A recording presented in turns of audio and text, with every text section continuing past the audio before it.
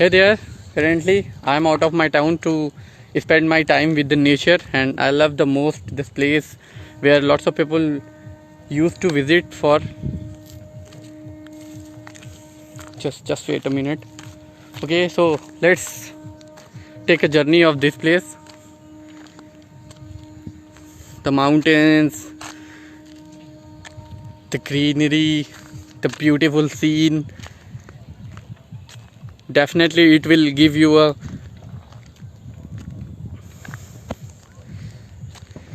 wow, just wow.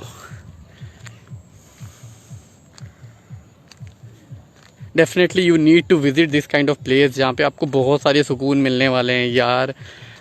I can't explain. Look, भैया लोग बैठ के सुकून ले रहे हैं. ओके, तो this is the beauty of nature. लोगों को ज़रूर इन सब जगहों पर विज़िट करना चाहिए. तो it will give you a more confident and clear your mind.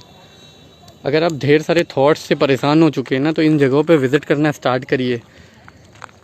Definitely आपको बहुत सारी चीज़ें मिलेंगी जहाँ पे आपको खुद को जानने का मौका मिलेगा. Okay, bye bye.